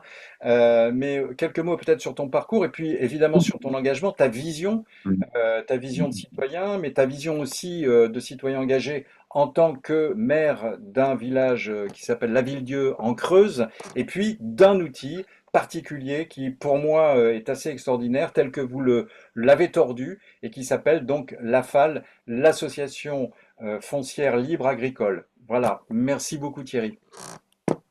Ben, merci à vous, bonjour à toutes et à tous, et pour ces propos très intéressants et qui vont me rendre bavard, je pense. Moi je suis aussi un néo-paysan, mais moi j'ai commencé tôt. Je suis né dans la région parisienne, mais j'avais beaucoup de familles en Basse-Normandie qui étaient dans l'agriculture, et donc à partir de 8 ans, j'ai décidé de quitter Paris et de devenir paysan. Alors, je suis pas resté en Basse-Normandie pour les raisons qu'évoquait Linda tout à l'heure. Je trouvais ça beaucoup trop réactionnaire et beaucoup trop catholique pour moi. Et donc, j'ai fait des études agricoles et après, bon, j'ai travaillé un peu dans l'agriculture, mais en ayant toujours l'idée de m'installer plutôt dans l'élevage. Et donc, j'ai atterri pas par hasard, mais presque sur le plateau de Millevaches. Un petit territoire de moyenne montagne sur 3 départements, la Creuse, la Haute-Vienne et la Corrèze. La zone à l'époque la plus vieille d'Europe, où il y a 7 habitants au kilomètre carré et où j'ai commencé à faire de l'élevage de vaches et de brebis. Voilà. Et assez rapidement, bon, avec des convictions écolo, moi je suis un enfant de René Dumont. Hein, j'ai fait sa campagne en 74 avec mon père. Voilà, j'étais profondément ancré dans l'écologie politique, hein. J'étais un militant anti-nucléaire. Je me suis pris des fois des mauvaises notes alors que j'étais un très bon élève au Robillard parce que je prônais la diversification des prairies alors qu'à cette époque on était encore dans la monoculture du régras, du dactyle ou de la luzerne, voilà, des choses comme ça. Enfin voilà, je suis devenu maire donc il y a déjà très longtemps. Après, j'étais président de communauté de communes et pour vous expliquer un petit peu, le plateau de Millevaches, c'est un territoire où il y a beaucoup de néo-habitants, des néo-ruraux depuis très longtemps, hein, depuis des post-68. Ça a d'abord été des agriculteurs, puis des artistes, des artisans, toutes les catégories socio-professionnelles sont venues habiter ici parce qu'il y avait issu d'une longue histoire politique et sociale sur le plateau de Millevaches. Il y a une tradition de commun, de résistance, de lutte diverses et variées, mais qui continue et qui a été relancé par l'apport très très récent encore de jeunes gens. Donc ici, le mot transition, c'est un mot qui n'est pas employé. On parle uniquement de rupture ici. On pense que justement les transitions ou la transition, elle est beaucoup trop longue, beaucoup trop lente et qu'elle n'est pas encore efficiente. Alors qu'ici, l'ambiance, elle est plutôt à la rupture et la rupture dans plein de domaines, aussi bien dans la gouvernance que dans les pratiques. Voilà. Et je pense que c'est un territoire qui est. Tout à l'heure, tu as parlé de la Roumanie, Jean-Yves. Quand je suis arrivé en Creuse, je me suis aperçu que les gens dénigrer leur territoire, hein, parce que les statistiques modernes poussaient à cette dévalorisation. Et en fait, c'est un territoire qui avait loupé quelques étapes de développement, mais qui aujourd'hui font sa richesse et font que c'est un territoire qui, au niveau environnemental, est plutôt préservé. Même s'il y a plein de choses à dire après sur la démographie et sur une partie de ce territoire qui, malheureusement, on a bien vu aux dernières élections, et vit dans la frustration et dans l'inculture. Mais ça, c'est pas propre à la Creuse. Il y a à la fois en ville, dans les villes moyennes et dans certaines parties de la ruralité française, il y a beaucoup de frustration, il y a beaucoup de colère et de sentiments d'abandon, ce qui n'est pas le cas ici, parce que les habitants, avec les élus, ont créé des outils pour justement combattre ce sentiment d'abandon. Ici, il y a vraiment une tradition de quand il manque quelque chose, on se tourne pas forcément vers l'État ou la région, on le fait nous-mêmes avec nos petits moyens, nos petits bras, comme on aime dire, et ça porte des résultats. Voilà. Donc, on a télé locale, radio locale, on a créé des réseaux. Il y a un réseau qui s'appelle 1000 soins dans le domaine de la santé. Il y a une fanfare intercommunale avec 3 communes depuis maintenant 1 an. Il y a plein de choses. Il y a des crèches autogérées. Il y a depuis maintenant une dizaine d'années, enfin à peine, je pense, un syndicat des habitants qui est né suite à la fusion des communautés de communes où à un moment, la communauté de communes, c'est un vrai outil de développement et de réflexion justement sur notre avenir de milieu rural excentré. Hein. Quand il y a eu les fusions, on a perdu du pouvoir politique, clairement, puisque les habitants, ils sont plutôt à la périphérie de notre territoire, qui est aussi un parc naturel régional. Donc il y a aussi des attentes environnementales et sociales. Hein. Et ben, ce syndicat des habitants, au début, il était un peu décrié par certains élus, pas par moi parce que j'ai contribué à sa naissance, mais maintenant, il donne un peu le tempo politique à la fois pour certaines communes et pour le parc. Il est écouté par les élus, alors qu'au début, il était décrié parce qu'il a montré son efficacité dans plein de domaines. Voilà. Je recentre le débat. La Villedieu, ça fait une toute petite commune, mais très dynamique, avec un conseil municipal qui travaille avec les habitants en assemblée parfois. Hein. Donc il y a des assemblées d'habitants, il y a eu des ateliers d'urbanisme, il y a eu des choses où il y a beaucoup de participation des habitants. Il y a vraiment un lien entre les élus et les habitants. Et donc, il y a quelques années déjà, nous avions déjà réfléchi sur le foncier, hein, sur l'accès au foncier, en achetant une petite propriété qu'on vient d'ailleurs de revendre à une association, hein, où il y a de la production agricole, de la formation et une scène culturelle, parce que nous, on aime bien aussi mixer les choses. Hein, on n'aime pas les modèles uniques. Moi, je préfère un RSA agricole que quelqu'un qui va toucher des centaines de milliers d'euros à la PAC et considérer qu'il a un modèle économique très viable et très performant. Donc voilà, alors j'ai pas vu la question, ça n'a pas eu le temps. C'est une soixantaine d'habitants, la Villedieu. Hein, c'est tout petit. Par contre, on travaille beaucoup avec les communes, notamment avec 2 communes voisines, Faux-la-Montagne et Jansiou. On mutualise beaucoup de choses. On a vraiment un vrai travail de mutualisation. On fait même avec Faux-la-Montagne des conseils municipaux communs de temps en temps. On a des salariés en commun. Voilà, on travaille vraiment. On a plein de projets communs. Voilà. Et donc, la question du foncier et de l'accueil des nouveaux habitants, des nouveaux arrivants, ça a été une question qui nous taraude déjà depuis quelques années parce que on tient au paysage, on tient à nos paysages, on tient à nos productions agricoles qui sont plutôt euh, assez sereines au niveau environnemental, même si nous, on aimerait bien que toute la commune soit en bio. Là, on est à 50, on est autour de, oui, plutôt 60%. Et on espère que dans quelques années, on sera à 100% en bio. Parce que ici, il y a vraiment des enjeux d'eau, on est en zone Natura 2000, il y a des gros enjeux environnementaux. Euh, bon, on s'est dit à un moment, on va pas tout acheter, on va pas tout communaliser, et on a discuté avec des propriétaires souvent des petits propriétaires qui habitent loin d'ici, qui ont perdu le lien avec l'agriculture, les agriculteurs, ils ont perdu le lien avec le territoire, et on s'est dit pour aider ces gens-là, aider les propriétaires et aider les nouveaux arrivants, les gens qu'on souhaite accueillir et qu'on rencontre pas quotidiennement, mais toutes les semaines, on a des coups de téléphone de gens qui souhaitent venir habiter ici et développer des productions. Eh bien, on a été visiter des associations foncières. Alors, il y en a très peu en France. Il y en a quelques-unes en Ardèche, il y en a quelques-unes en Savoie, mais plutôt sur les pistes de ski et sur des problématiques approvisionnement en eau. Et on s'est fait aider évidemment par le PNR, hein, qui nous a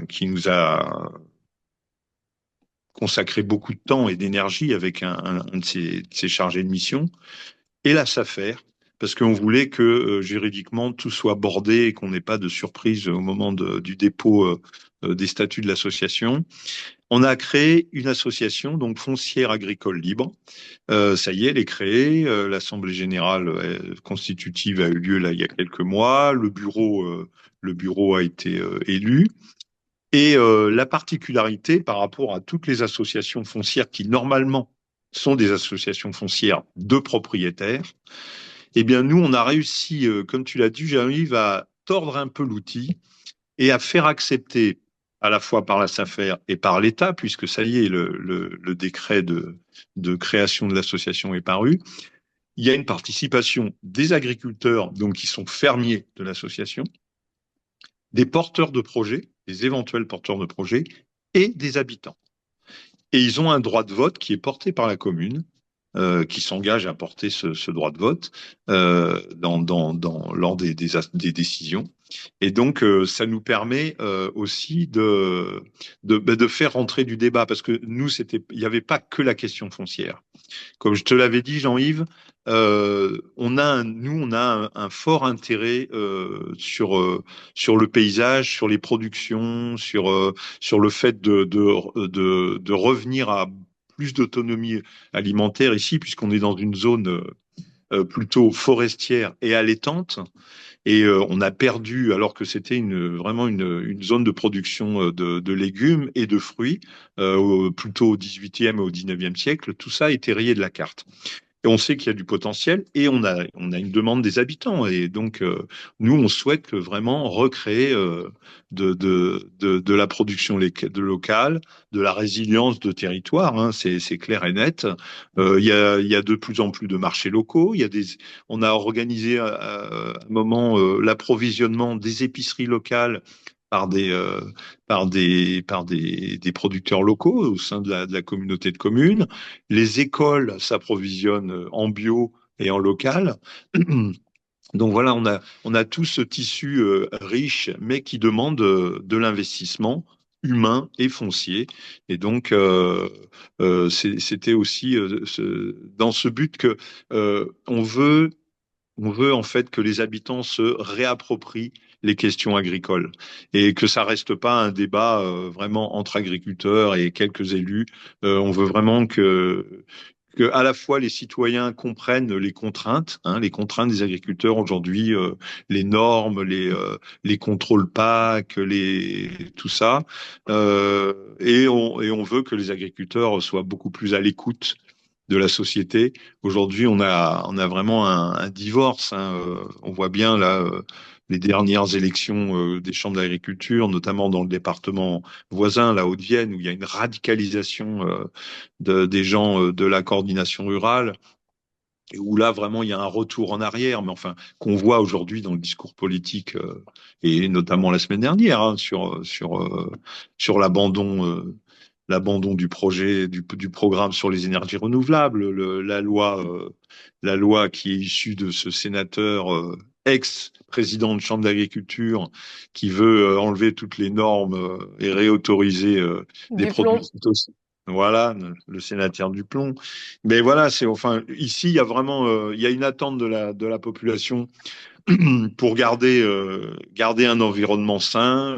On a une eau très pure, de très bonne qualité et en quantité qui permet que les Limougeaux ou les gens de Poitiers boivent de l'eau d'assez bonne qualité. Donc voilà, il y a un écosystème qui fait que bah, cette affale, donc les propriétaires confient leur parcelle à l'association.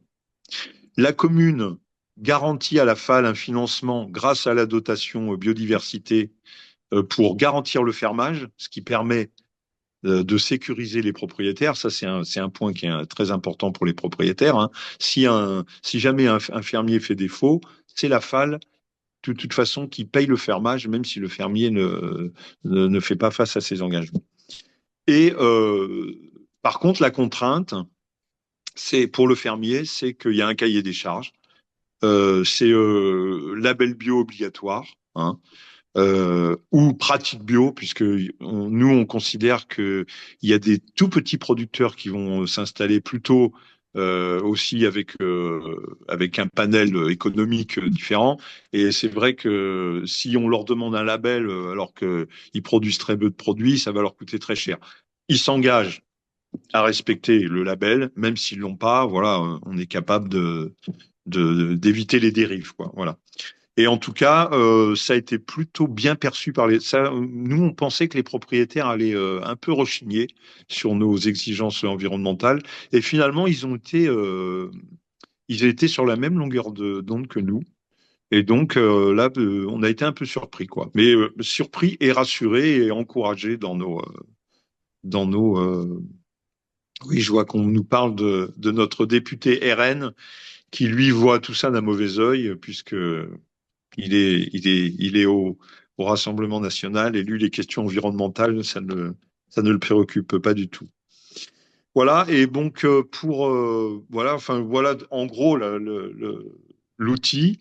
Là, on a une vingtaine d'hectares déjà, hein, donc demain, on a notre deuxième assemblée générale où on va finaliser les cahiers des charges et, euh, et rencontrer déjà les premiers porteurs de projets. On en a quelques-uns qui nous ont contactés. Voilà, c'est sur de bons rails.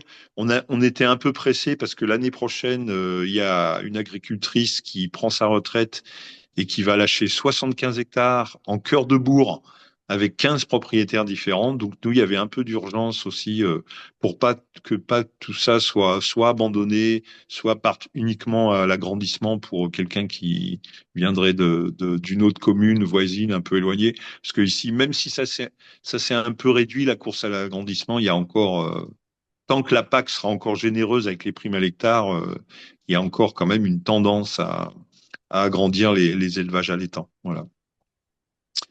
Et faire du commun, donc la question, hein, c'est nous, sur l'accueil des néo-ruraux, puisqu'on en a parlé tout à l'heure. Alors ici, on a un territoire qui est un territoire très ouvert, hein, puisqu'il y a eu des migrations depuis très longtemps. Il y a eu des migrations, émigrations et immigrations, puisqu'il y avait les maçons de la Creuse qui allaient travailler à Paris ou à Lyon, qui revenaient avec des idées nouvelles. Après, il y a eu des vagues d'Italiens, d'Espagnols, de Kurdes, de Turcs, d'Anglais, évidemment, mais plutôt pour les vacances. Mais enfin, il y en a beaucoup qui maintenant habitent ici. Donc, c'est un territoire qui est quand même habitué au brassage, quoi. Et malgré ça, quand même, on a remarqué qu'à partir d'un certain taux de néo-ruraux, il peut y avoir quelques frictions. Et donc maintenant, on travaille là-dessus. Le conseil municipal, enfin pas que nous, hein, mais les communes autour, on a un vrai travail sur le lien social et sur la rencontre, et on organise carrément les présentations. C'est-à-dire que, par exemple, après Covid, il y a eu pas mal de gens qui ont acheté des maisons et qui sont installés après la crise du Covid, après le confinement, et À un moment, on a senti qu'il y avait un peu de flou, que les gens se connaissaient moins, et donc on a carrément organisé une après-midi où les gens se sont présentés. On a fait une petite fête en fait. On a fait cuire des pizzas aussi. On a bu un coup. Ça a duré toute l'après-midi et où tous les néo-ruraux qui le souhaitaient, tous les nouveaux arrivants qui arrivaient sur la commune, se sont présentés physiquement, euh, ont expliqué pourquoi ils étaient arrivés là, qu'est-ce qu'ils comptaient faire, etc. On a mesuré pendant quelques mois en fait le bénéfice de ces efforts en fait de présentation. On fait pas que ça, hein, on fait un repas communal, c'est la semaine prochaine où on invite tous les habitants à partager un repas. Il y a le comité des fêtes qui fait une fête du Beaujolais où là quasiment tous les habitants viennent aussi. En général, on fait des trucs gratuits ou à prix libre. Bon, quand on invite, c'est gratuit évidemment, mais il y a certains trucs où c'est à prix libre on voit bien que plus les gens se rencontrent et plus les gens font des choses ensemble, des choses qui peuvent être organisées par le conseil municipal et la commune, et plus ça fonctionne en fait. Souvent, ouais, c'est les cheveux orange ou le discours qui choque. Mais en fait, voilà, on peut avoir les cheveux orange et avoir un discours radical, mais prendre soin de sa voisine qui a 85 ans et être du coup reconnu dans le village par les habitants. Voilà, nous, on compte vraiment là-dessus, quoi. À partir du moment où il y a du mélange entre les générations, où il y a du lien, où il y a de la bienveillance, en fait, travailler la bienveillance entre les gens, c'est toujours, euh, c'est toujours bénéfique et ça met une ambiance différente dans le village, quoi. Complètement, quoi. Et c'est très curieux parce que les gens, ils se sentent beaucoup plus concernés, en fait, hein. Nous, hier soir, il y avait un conseil municipal. Et là, ça fait. Alors, on a aussi commencé à parler des élections, hein. On a déjà organisé une réunion avec les habitants et on en aura une autre au mois de septembre. La première réunion, on avait fait pas trop de pub. Il y avait quand même 17 personnes quoi, sur 60 habitants. Et là, je pense qu'on va même augmenter le nombre de conseillers municipaux, puisque la loi nous permet d'avoir deux conseillers de plus que le minimum. Et voilà, c'est un peu l'état d'esprit, c'est que les gens participent, même s'ils sont pas conseillers municipaux. Il y a toujours beaucoup de public à nos conseils municipaux.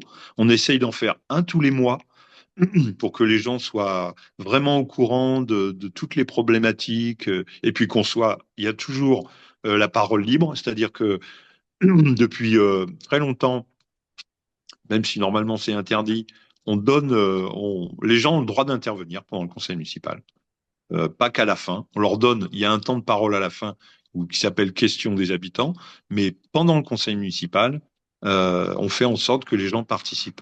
Mais parce que c'est important pour nous aussi hein, d'avoir le ressenti des gens. Ouais, bah oui, je me doute bien, hein, Linda.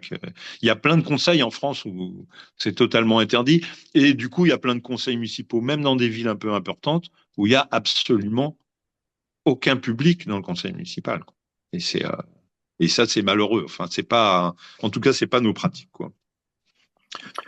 Merci.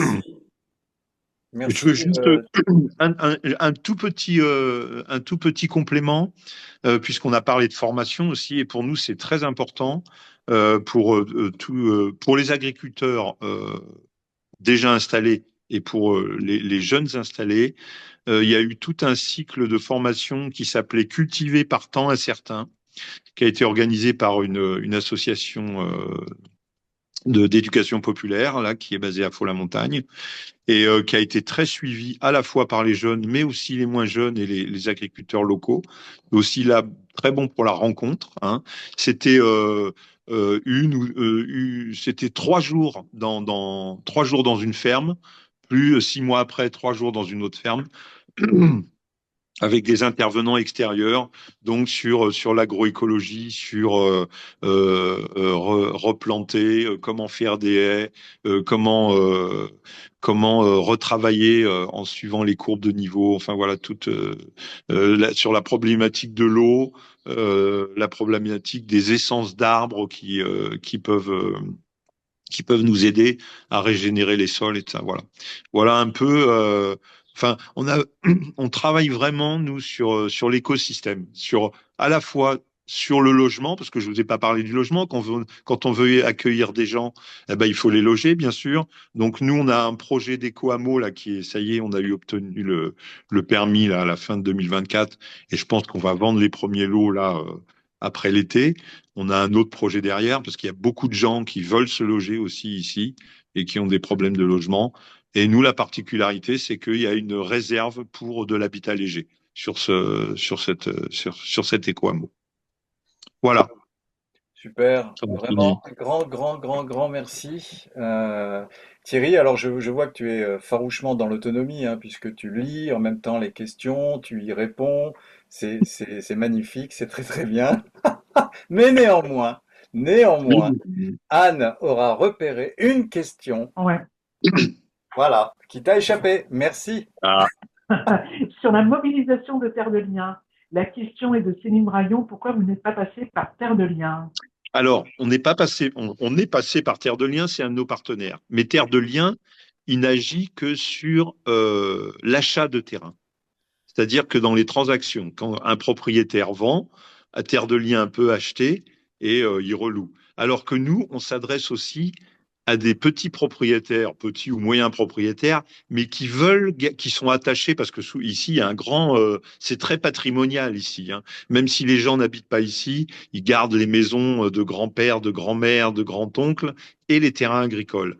Et ces terrains, souvent, ils veulent les garder en propriété. Et le risque, c'est qu'ils les laissent se dégrader parce qu'ils trouvent pas de fermier et tout ça. Et nous, c'est vraiment faire l'intermédiaire entre des propriétaires qui veulent rester propriétaires et des agriculteurs.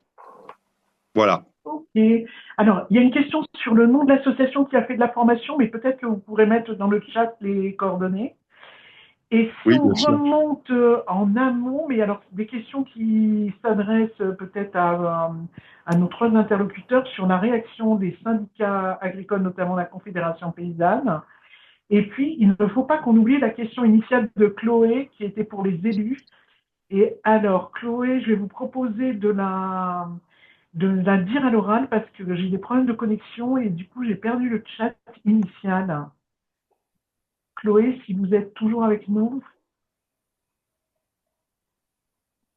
Ah, elle ne peut pas trop parler, Chloé. Alors, Jean-Yves, peut-être que tu as la question, tu n'as pas eu de problème de connexion, toi, vas-y, je te laisse la parole. Ouais. Alors, donc, je retrouve dans le fil. Toc, toc, toc, toc. C'était tout au début. Au-delà, alors la question de Chloé est ainsi formulée. Au-delà du choc des cultures, entre guillemets, avec les locaux, comment dépasser les frilosités et la méfiance des élus pour qu'ils soutiennent ces initiatives dans certains territoires? Voilà, une bonne question. J'aimerais bien avoir la réponse. Hein. Reprendre le pouvoir. Ah bah oui, ça reste... Comme disent les apatistes, exercer le pouvoir sans le prendre. Ouais. Mais je pense que là, le rôle des associations et ici, le rôle du syndicat d'habitants a été très important, quoi. Ouais. Parce que c'est un interlocuteur un peu décalé. Il n'y a pas de président, il n'y a pas de porte-parole. Hein. C'est un syndicat qui est complètement indépendant et complètement anonyme, hein, c'est-à-dire qu'il n'y a pas de tête. Mais par contre, il publie un très beau journal gratuit 2 ou 3 fois par an. Il a produit un livret qui est assez reconnu même par l'État, d'ailleurs sur l'habitat. Euh, je pense qu'il faut établir des rapports de force en fait. Hein. C'est des rapports de force intellectuels et politiques. Hein. C'est pas, mais c'est facile de dire ça d'où je suis, mais je sais que c'est compliqué. Je sais que c'est compliqué parce que les pratiques des élus locaux en France, enfin pas que les locaux d'ailleurs, hein, c'est aussi ça aussi, ça émane de la politique au niveau national où on écoute très peu les gens et chacun fait un peu carrière politique. Et le sens, en fait, le sens de la carrière, il disparaît derrière l'avidité du pouvoir et le non-partage du pouvoir, quoi. Voilà. Alors, Mais vas-y, pardon, Jean-Yves. Thierry. Non, non, non, Ouais, non. Juste que Chloé, en fait, affine sa question et qui est de dire, mais c'est comment convaincre les élus? Donc, peut-être cette notion de plaidoyer ou d'argumentaire. Et pour Linda et pour Emmanuel, moi, j'ai un peu l'impression que ce que vous avez vécu, ce que vous vivez, et notamment les études d'Emmanuel, moi, je la reformule comme ça. Est-ce que aujourd'hui c'est une question d'argumentaire ou c'est une question idéologique? C'est idéologique pour moi, hein, parce que peu importe les arguments, quoi. C'est des positions, hein. C'est des a priori, c'est des postures, c'est... Enfin, moi, c'est ce que je vis ici, et c'est vrai que je suis pas dans le coin le plus facile, peut-être aussi. Moi, je dirais que ça dépend aussi des territoires, parce qu'il y a des territoires qui sont plus marqués idéologiquement que d'autres. Après, il y a des élus locaux qui n'ont pas d'étiquette politique, qui sont des élus de terrain, et où là, après, c'est le pragmatisme qui prévaut. Ce qui est ressorti de notre étude, c'est qu'effectivement, ils ont un rôle clé. Ils sont bien identifiés par les porteurs de projets comme des partenaires à part entière et qui sont effectivement... voilà, des facteurs importants de réussite dans le lien social, la politique d'accueil, la proactivité aussi qu'il peut y avoir sur un certain nombre de thématiques. Moi, à part justement bah, la rencontre, le témoignage, montrer que ça marche, voilà, je... c'est vrai que c'est compliqué d'avoir une recette toute faite. Ce qu'il y a de certain, c'est qu'à partir du moment où ils sont impliqués, les choses de facto changent, hein, ça c'est certain. Merci. Alors il y a Laurent qui a levé la main, Laurent Rayon, et puis il y a Anne, je te laisserai exprimer, enfin si Joël veut pas prendre la parole. Merci Laurent.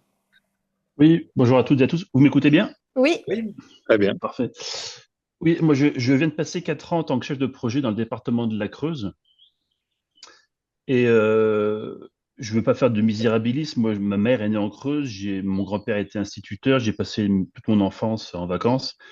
Mais je suis consterné par ce département, mais vraiment consterné. C'est un département qui gâche ses ressources d'une manière incroyable. Moi, je viens du monde du tourisme et je me suis battu pendant plusieurs années, pendant 4 ans, pour essayer de créer une impulsion là-dedans, même si on sort un petit peu du cadre de... Mais le tourisme est tellement transversal qu'il est intimement lié à la question de la restauration et de l'agriculture, par conséquent. Toutes les bonnes tables un peu réputées dans Creuse sont aujourd'hui quasiment en vente. Il n'y a pas de repreneur. Donc, on est sur un fait touristique qui est complètement... on fait des choses. Alors, dans ce département, on ne peut pas dire qu'il fait rien, il se passe beaucoup de choses. Mais au bout de 4 ans, je me rends compte que si on voulait répondre aux grands enjeux de ce département, notamment démographique, l'INSEE prévoit que le département va encore perdre 26 000 habitants d'ici 2070. Un département qui est quand même très pauvre, 40% de la population qui paye de l'impôt sur le revenu en Creuse, le parc automobile le plus vieillissant de France. Euh, je ne vois pas comment ce département va pouvoir entre guillemets, se régénérer avec les politiques publiques telles qu'elles sont menées aujourd'hui. Je ne vois pas. Euh, je voulais revenir sur la citoyenneté. Moi, la première chose que j'ai fait quand j'ai pris mes fonctions le 1er juin 2021, on a mis en place en Creuse, dans chaque interco, à signer avec l'État ce qu'on a appelé les contrats de relance et de transition écologique. Donc, vous devez être sûrement tous au courant de ça. Moi, je suis aussi citoyen avant d'être chef de projet. Je suis militant dans différents partis politiques. Enfin, j'ai été militant dans plusieurs partis politiques. Je le suis toujours. Je suis président d'une association citoyenne. J'habite à Montluçon, qui est limitrophe dans le département limitrophe de la Creuse. J'ai été candidat 2 fois des élections.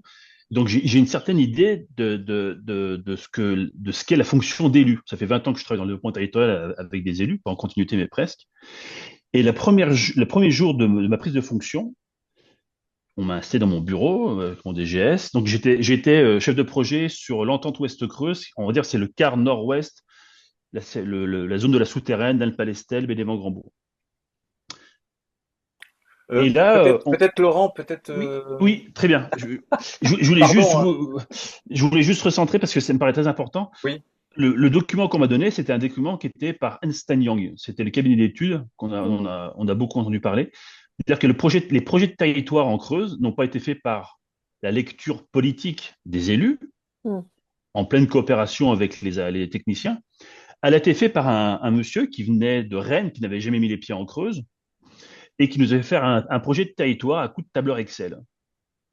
Donc, moi, ma première fonction, les premiers jours de mon embauche, ça a été de reprendre les anciens contrats de ruralité, contrats avec les fonds européens, avec la région, et de cocher des petites cases sur un tableur Excel, et ça faisait après un beau graphique. Mais et ça n'a dérangé personne. Les élus ont gobé ça d'une manière plate, morne. Moi, j'avais envie de hurler. Quand on a un minimum de conscience citoyenne, on a envie de hurler. Ils auraient amené des bonnes idées de territoires similaires, ruraux, ça m'aurait pas dérangé. Mais là, absolument rien du tout. Donc voilà, comment aujourd'hui. Alors, j'avais aussi une mission attractivité, donc j'ai accompagné aussi des personnes, notamment des porteurs de projets agricoles. Ce territoire, Creuse, il est en train d'être le réceptacle des gens qui ne peuvent plus se loger ailleurs. J'ai vu beaucoup de porteurs de projets notamment des jeunes en Bretagne, qui pouvaient plus se loger. Et il y a quelques années, en 2021, la Montagne, le journal local qui officie en Creuse, avait fait des portraits avec des personnes ressources un petit peu le département. Il y en avait une qui avait dit une chose très intéressante. Ce Laurent, territoire, oui, pardon. peut-être un peu plus court.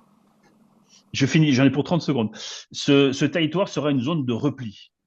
Mm. Alors, repli pour qui? Mm. Repli pourquoi? Parce que des porteurs de projets, ils viennent là parce que l'herbe est verte, ils viennent là sans aucune compétence et sans aucun copec, quoi. Donc, en général, au bout de 2 semaines, on les a perdus parce qu'ils ne trouvent pas à se loger. Le problème de logement est fondamental. En Creuse, il y a un bâtiment qui est très, très vieillissant. Il va y avoir des millions et des dizaines de millions à mettre. Donc, voilà, c'était un petit patchwork, mais pour vous dire que l'attractivité de ce département, elle n'est pas du tout à la hauteur des enjeux. Le conseil départemental n'a aucune stratégie de ciblage. Et donc, on perd des porteurs de projets qui vont aller voir ailleurs. Et donc, c'est un petit peu dommage pour ce département. Voilà. Bon, merci pour ce témoignage. Il y a de quoi creuser. Ah, ah. Là-dessus, moi je pense que, alors, Emmanuel a des choses à dire, Linda aussi, et bien évidemment Thierry. Voilà, on peut faire un petit tour parce que je pense que ce témoignage et les questions qui sont corrélées, ben voilà, on est au cœur du sujet. Merci Laurent. Emmanuel? Oui, bah, sur le projet de territoire, oui, Ernst Young, ça me fait rire parce que dans une précédente vie aussi professionnelle, j'ai bien connu ce type d'établissement. C'est un peu saisissant, effectivement, d'entendre que le projet de territoire n'est pas coporté. Je ne sais pas trop quoi répondre à, voilà, à ce témoignage un petit peu voilà, catastrophé face à la mobilisation collective autour de l'attractivité de ce territoire qui, inversement, justement, pourrait avoir, pour rebondir aussi sur ce que tu disais tout à l'heure, Jean-Yves, des territoires qui n'ont pas pris certains coches, c'est aussi des fois pas plus mal parce qu'il y a des retards qui peuvent être opportuns. Donc, il n'est pas, il est pas trop tard. Après, effectivement, comment est-ce qu'on arrive à mobiliser des politiques sur le sujet? Si j'avais la réponse, on n'en serait pas là aujourd'hui. Des politiques et des citoyennes et des citoyens. Oui, oui, oui, au sens large. Ouais, ce qu'on voit, c'est qu'il y a moi, ce que je ressens, en tout cas, c'est un manque de repères, que ce soit les élus ou les habitants. Ils sont mécontents, mais ils sont pas forcément force de proposition pour autant. Ils sont plus dans le contre que dans la proposition. Et là, ce qui est en train de s'orienter pour les prochaines municipales, c'est de bloquer ce qui existe déjà. Et peu importe ce qui est en face, pour qui ils voteraient en face, on vote même plus un programme, on vote contre en fait, un autre. Et ça, c'est quelque chose qui est en train d'arriver un peu partout. On est spectateur de nos vies, on n'est pas acteur. On observe la vie des autres sur des écrans. Je sais pas, il y a un éloignement en fait de l'enracinement territorial des gens qui ne s'investissent plus dans les associations. On voit un nombre d'associations énormes qui s'arrêtent parce que c'est toujours les mêmes en fait qui font. Et donc, ça m'intéressait de savoir, pour l'histoire du syndicat des habitants, quand tu disais que que c'était pas nominatif. Alors ça m'étonne dans le sens où ici, le peu d'initiatives qui sont faites dans ce genre de dynamique-là, il y a forcément des noms qui apparaissent, puisque c'est toujours les mêmes. Je veux dire, c'est pas anonymisé. Tu vois, parce que les feuilles de chou, enfin, c'est toujours les mêmes qui prennent la plume, qui ont les capacités, qui ont des idées, qui proposent, qui sont moteurs. Ils sont très importants, ces gens-là, et pourtant, on est une commune de 4000, donc sur une petite commune. Voilà. Là, moi, j'aurais une question à Monsieur Le Tellier là-dessus. Hmm. Eh bien, alors, pour répondre tout de suite, le syndicat des habitants, c'est à peu près 300-400 personnes qui se mobilisent Ah ouais. régulièrement, mais en commission, sur des thèmes. Il y a une commission forêt, il y a une commission agricole, il y a une commission grand âge, il y a une commission aide juridique, Hmm. il y a une commission migrants. Voilà, il y a une commission habitat, il y a une commission eau, hein, qui a organisé un festival de la vallée de la Vienne où pas mal d'institutionnels sont venus, hein, des gens de la région, des gens de l'agglo de Limoges et tout ça. C'était très bien fait. Et voilà, donc et là, il y a absolument, non, il y a pas un nom qui ressort. Les articles ne sont pas signés dans le journal. Ils sont signés par la commission. Voilà. Et donc, et c'est ça qui donne de la force au syndicat, parce que Ouais. on peut pas dire ah c'est encore machin ou machine qui Bah a oui, fait c'est ce ça, ouais. truc. Oui, c'est Voilà. ça. C'est une œuvre collective. Et avant que le syndicat naisse, pour rebondir sur ce que vient d'être dit sur le département de la Creuse, je ne vais pas prendre la défense du conseil départemental. Je ne partage pas entièrement ses positions politiques. Mais évidemment que la Creuse, elle est aussi diversifiée, hein, entre la région de la Souterraine et le plateau de Millevaches. Je pense que à la fois au niveau agricole, au niveau social, c'est quand même assez différent. Et au niveau des dynamiques sociales très différents aussi. Ici, le projet politique, il a été largement écrit avec les habitants. Et pour vous donner un exemple, donc avant que le syndicat existe, il y a une douzaine d'années, nous avions fait un manifeste, c'était l'ordre municipal. Ça a été le premier, la première pierre du syndicat. Il y avait une dizaine de listes du plateau de Millevaches qui se présentaient au municipal, qui avaient établi un programme commun, une plateforme commune où il y avait 10 grands thèmes, donc sur l'agriculture, sur le bio, sur les productions intensives, sur le hors-sol, sur la forêt, non aux coupes rases.